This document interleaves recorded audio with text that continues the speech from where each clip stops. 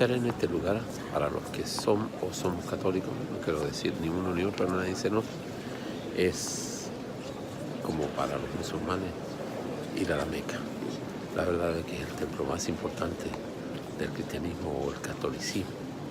Aquí nos encontramos para revisar algunas instituciones que espero les agrade y que complementen su estudio.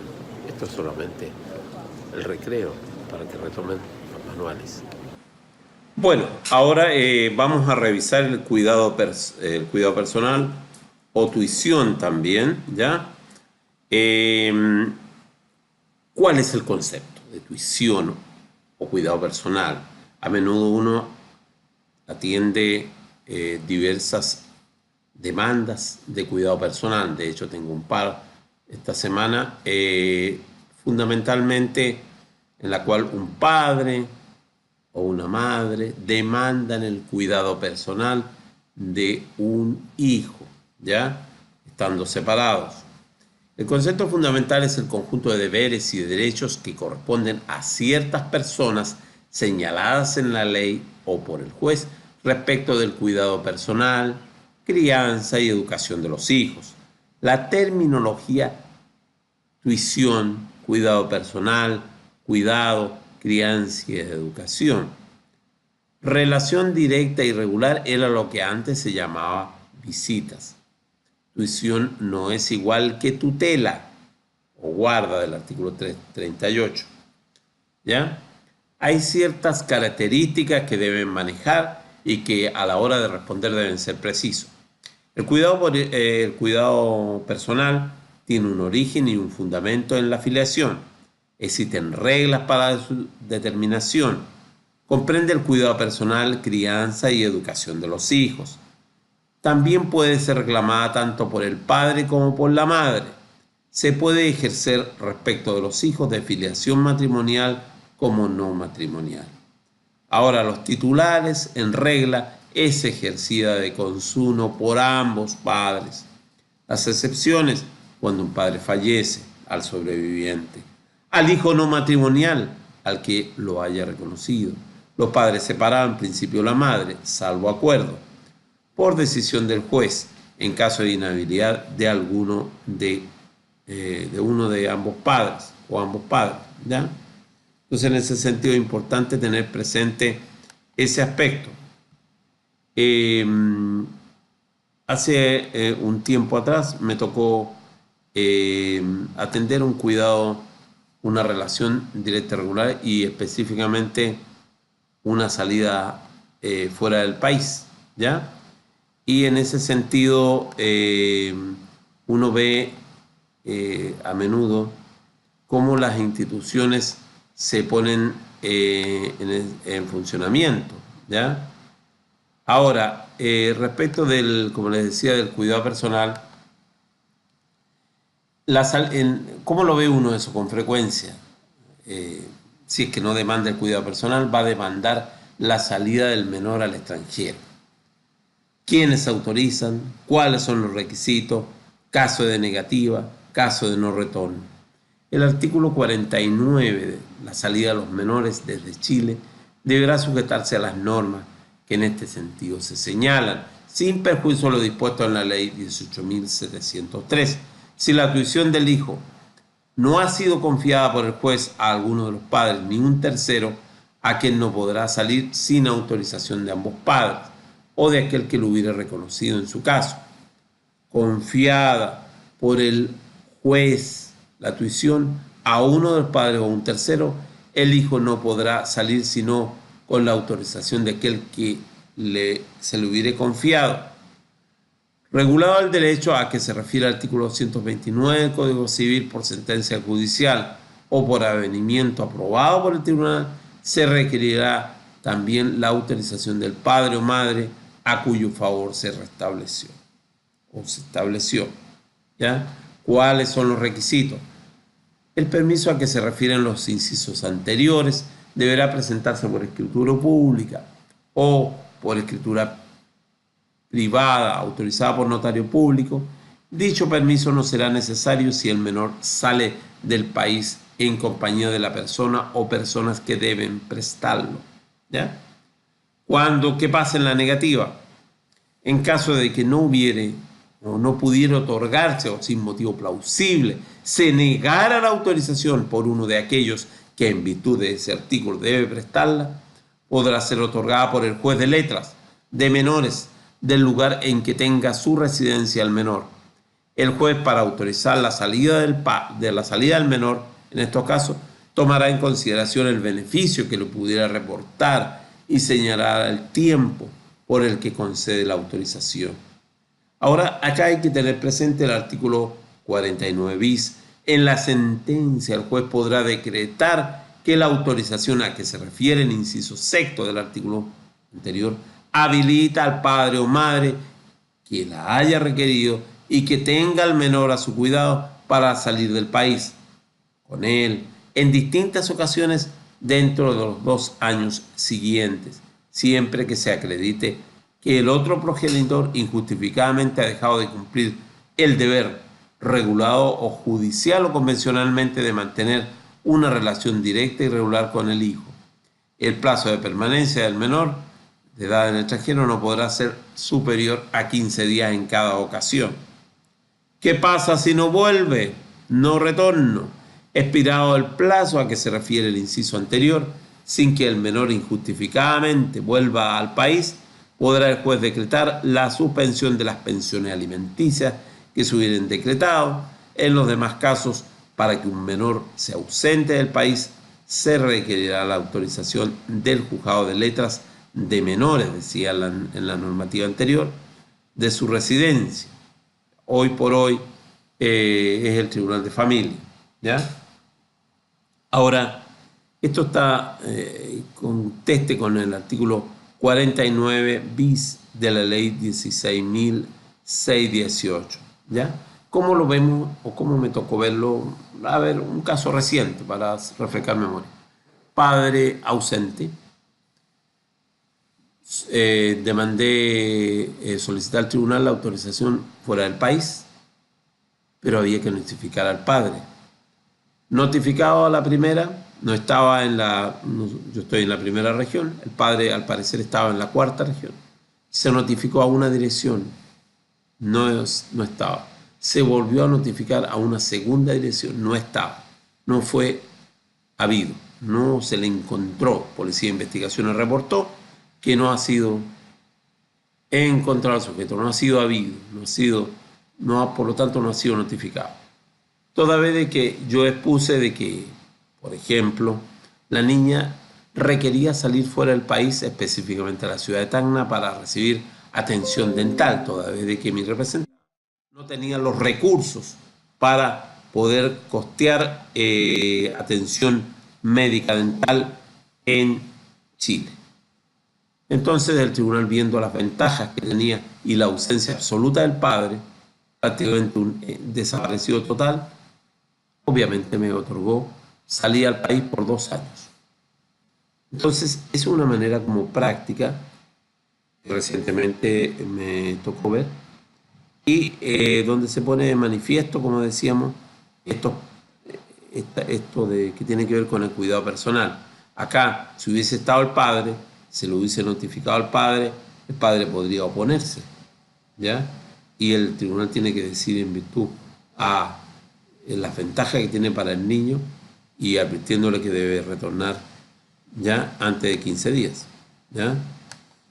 Por otra parte, el cuidado personal o tuición, hay ciertas inhabilidades. ¿Cuáles? Artículo 226, artículo 42 de la 16.618.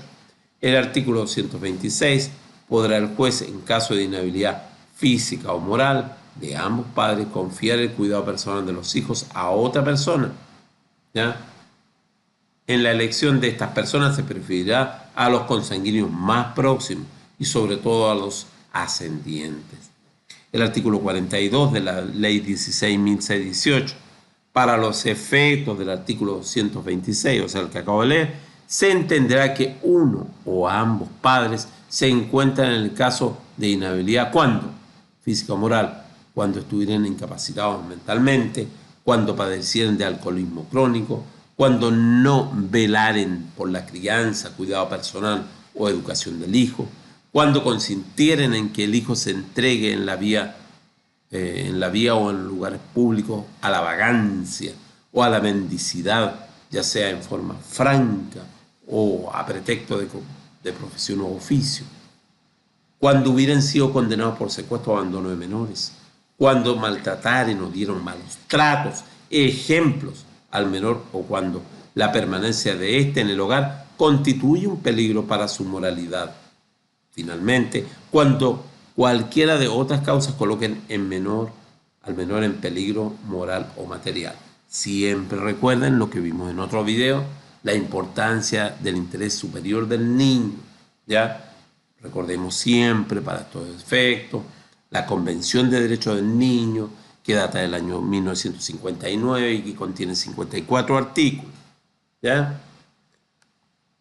La relación directa y regular también es otro de los temas que habitualmente nos consultan a menudo a nosotros abogados. Es el llamado visitas, antiguamente llamado visitas. Hoy se ha reemplazado por la relación directa y regular, y esos son los términos con la cual yo debo referirme al tribunal para solicitar el fundamento legal. El artículo 229, el padre o madre que no tenga el cuidado personal del hijo, no será privado del derecho ni quedará exento del deber, que consiste en mantener con él una relación directa y regular, la que se ejercerá con la frecuencia y libertad acordada con quien lo tiene a su cargo, o, en su defecto, con las que el juez estimara conveniente para el hijo. Hay un sujeto activo, hay un sujeto pasivo. El pasivo es el menor de edad, o la niña adolescente. El activo, el padre o la madre que carece de cuidado de la relación directa del menor, así como los ascendientes y hermanos del menor. La procedencia, por resolución judicial, la solicitud de parte, por resolución judicial de oficio, por acuerdo por los padres, por avenimiento o transacción. Sabemos que es el contrato de transacción, ¿ya? Eso lo sabemos, ni siquiera se lo recuerdo. Por acuerdo de los padres en la separación de hechos. Ahora hay limitaciones, artículo 229, el tema de la visita y los alimentos, o la relación directa y regular y los alimentos. El cumplimiento en cuanto a las fechas y en cuanto al lugar, muy importante. Modificación, se puede pedir al tribunal siempre velando por el interés superior del niño, ese es el argumento. Y el incumplimiento, recuperación del tiempo no utilizado, y eso está establecido en la ley 1618, y también hay apercibimientos, ¿ya? Del artículo 66. También hay que tener presente la comunicación indirecta. Ahora, este es un tema bastante frecuente y debe ser bien manejado, especialmente cuando uno orienta adecuadamente a mis clientes. Yo tengo el debido cuidado de orientarlos adecuadamente, de tal manera que si hay incumplimiento, se deje constancia de ese incumplimiento en la comisaría más cercana. Muchas personas me llegan al estudio reclamando que el padre o la madre no cumplen con la relación directa y regular, o que llegan en horarios que no corresponden, van a buscar a la hija a las 10 de la noche en una camioneta minera, o dejan al hijo a las 3 de la mañana. No, entonces, esos incumplimientos a la hora de exponerlos en el tribunal deben ir acompañados habitualmente de una constancia, ¿ya? En Carabineros. Desgraciadamente el carabinero tiene que tomarse el tiempo para constatar estos hechos, ¿ya? Entonces, eso en relación a la relación directa y regular. El cuidado personal, la relación directa y regular, yo lo estoy viendo así como a la rápida, pero hay de más gran cantidad de jurisprudencia, textos, y la verdad es que es un tema permanente de discusión en tribunales de familia, ¿ya? El Estado civil, ¿qué es el Estado civil? La prueba de Estado civil se habla. ¿Cuáles son los medios de prueba generales? ¿Cómo yo demuestro en una audiencia de que mi representado está alegando por el cuidado personal de sus hijos. Señor, acredíteme por favor si son hijos suyos, me va a decir el magistrado en algún momento. ¿Cómo lo acredito? Mediante las partidas. ¿Ya? Impugnación por falta de autenticidad, por ejemplo, impugnación por falsedad, impugnación por falta de identidad. Los medios de prueba generales, entre esos, otros documentos auténticos, un fallo judicial que determine la filiación, los testigos, la posesión notoria, nombre, trato, fama. Acá en este caso hay que tener presente el artículo 304. El Estado civil es la calidad de un individuo en cuanto la habilita para ejercer ciertos derechos y contraer ciertas obligaciones. Situación permanente, un individuo dentro de la sociedad que deriva de sus relaciones de familia, en cuanto le habilita a ejercer ciertos derechos o contraer ciertas obligaciones. Los medios de prueba para casos especiales, caso de muerte, caso de edad. Ahora, hay que tener presente también la cosa juzgada, el artículo 315, el fallo judicial pronunciado de conformidad con lo dispuesto al artículo 8, que declara verdadera o falsa la paternidad o maternidad del hijo, no solo vale respecto de las personas que han intervenido en el juicio, sino respecto de todos, relativamente a los efectos que dicha paternidad o maternidad acarrea. El artículo 320, ni prescripción ni fallo alguno entre cualquiera o entre cualquier otra persona a que se haya pronunciado podrá oponerse a quien se presente como verdadero padre o madre del que pasa por hijos de otro, o como verdadero hijo del padre o madre que se le desconoce. Tener presente entonces, como le digo, el 315 y el 320, ¿ya?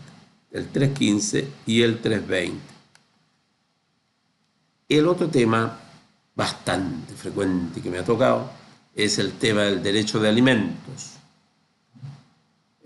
Ustedes lo van a ver en su práctica profesional y uno a menudo se encuentra a veces con cosas tremendas, porque llega un padre que dice, mira, acaba de llegar esta demanda de alimentos, pero ¿cuántas notificaciones tuvo antes? Uno se pregunta, a ver, veamos, es una demanda por alimentos devengados.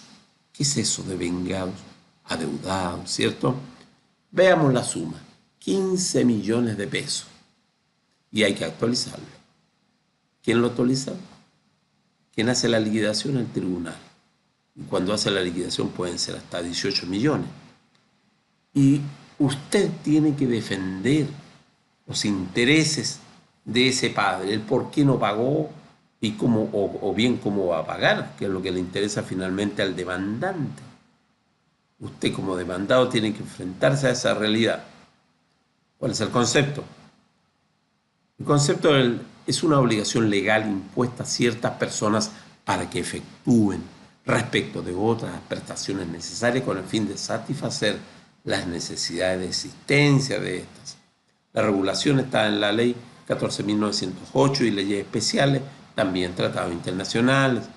Las características es irrenunciable, intransferible, no es susceptible de ser compensado, es inembargable, imprescriptible, no puede ser objeto de compromiso. La clasificación: alimentos legales y voluntarios, alimentos provisorios y definitivos, las pensiones de alimentos alimenticias devengadas o atrasadas y pensiones alimenticias futuras, alimentos congruos y necesarios. En general, el tema de los alimentos, como también otros aspectos que se tocan en tribunales de familia, pasan por la parte de prueba. Acredíteme usted que se justifica este aumento que nos está solicitando y que ofrece el padre. En fin, es un tema que vamos a conversar en otro video más extenso, o ahora solamente cito aspectos generales, ¿ya? Los alimentos, hay ciertos requisitos que es de acuerdo a la necesidad del alimentario, la capacidad del alimentante.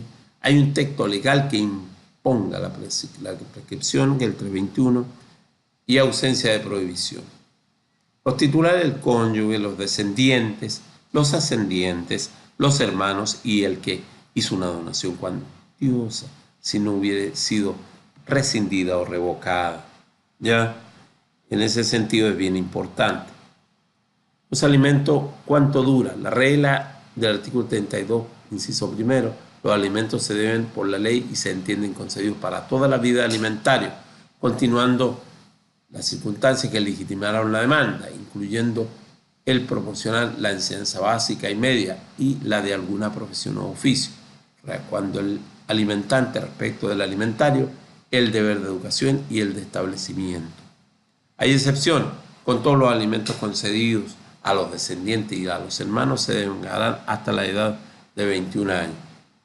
Contra excepción, que estén estudiando una profesión o oficio, caso en el cual cesarán a los 28 años, y por otra parte les afecta una incapacidad física o mental que les impida sustituir por sí mismos. Bien, las circunstancias calificadas, el juez lo considera indispensable para su subsistencia. La forma de cumplir la obligación: prestaciones, suma, porcentaje de rentas, dación en pago, derecho a usufructo, uso de habitación, garantías de cumplimiento al resto del turno, la multa, la retención, la caución, la separación de bienes, el arraigo, la solidaridad. Hay formas muy puntuales que vamos a analizar en otro video sobre cómo perseguir el cumplimiento del pago de los alimentos, devengados. Los alimentos pueden sufrir disminución, suspensión o extinción. Extinción cuando haya injuria atroz, ¿ya? Cese de la necesidad de alimentario, muerte del alimentario, divorcio. La transacción sobre alimentos pueden ser alimentos futuros o alimentos pasados. Si son futuros, vamos al 2004-51 sobre los alimentos futuros de las personas a quienes se deban por ley, no valdrá sin aprobación judicial, ni podrá el juez aprobarla si en ella se contravienen los dispuestos en el artículo 334 y 335. El 334 dice: el derecho de pedir alimentos no puede transmitirse por causa de muerte, ni venderse o cederse de modo alguno, ni renunciarse. Y el 335, el que debe alimentos no puede oponer al demandante en compensación a lo que el demandante le deba a él. Los alimentos pasados se transmiten, pues están en el patrimonio, gravan a los herederos en conjunto.